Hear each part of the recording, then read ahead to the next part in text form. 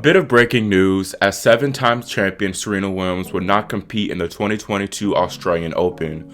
Williams hasn't played a professional match since sustaining an ankle/hamstring injury versus Aliaksandra Sasnovich in the opening round of Wimbledon this year. Following the advice of my medical team, I have decided to withdraw from this year's Australian Open, Williams said in a statement shared by the Australian Open's Twitter account.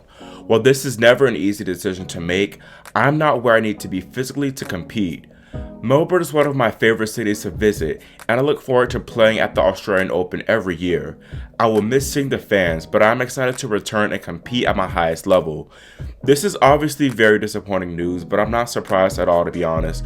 Serena hardly posts footage of herself practicing, but still, there have been no signs of her stepping foot on her tennis court, not even to model her S by Serena clothing line.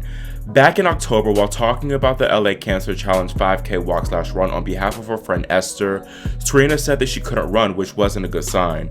I'm unsure of the exact type of injury she has because she has been in high heel shoes frequently, and she even swam underwater, which was pretty promising. However, and I'm no doctor, but actually running could be a whole other ballgame, and in reality, this could be an extremely serious issue.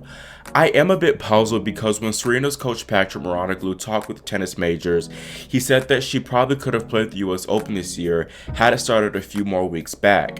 Around that time, he posted videos of Serena hitting on court with limited mobility. Maybe he was stretching the truth, or perhaps something came along slowing down the recovery process.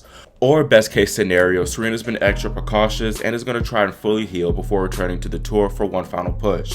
I'm not going to lie, when I first heard this news, my mind immediately went to retirement because to me, 2021 was supposed to be Serena's last season.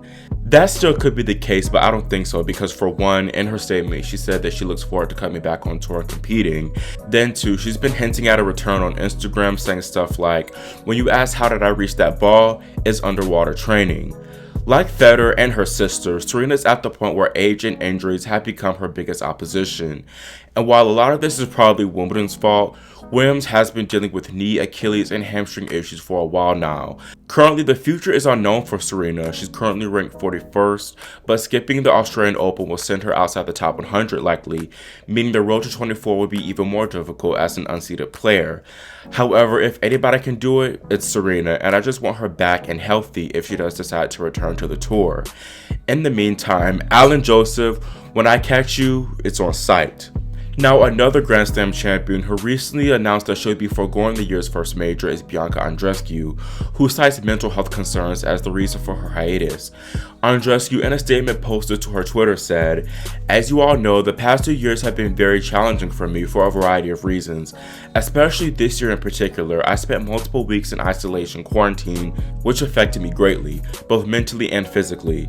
My grandmother spent several weeks in the ICU due to a COVID infection, something that really hit me hard. A lot of days I didn't feel like myself, especially when I was training and or playing matches. I felt like I was carrying the world on my shoulders. I couldn't detach myself from everything that was going on and off the court. Feeling the collective sadness and turmoil around took its toll on me. I want to give myself extra time to reset, recover, and grow from this, and continue to inspire by doing charity work, giving back, and working on myself because I know by doing this, I will come back stronger than ever." I think this is a great move from Bianca because something has been off with her for a while.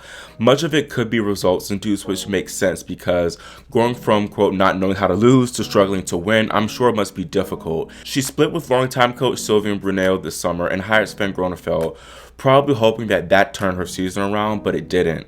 I plan on covering more of the tactical aspect of Bianca's decline in an upcoming video, as well as some off-court implications, so stay tuned for that. Lastly, while Serena and Bianca were on the entry list for Melbourne, world number 1 Novak Djokovic was, leading many people to believe that he got vaccinated and will play the Aussie Open. Novak also committed to represent Serbia for the ATP Cup, which will be held in Sydney a few weeks prior to the Australian Open.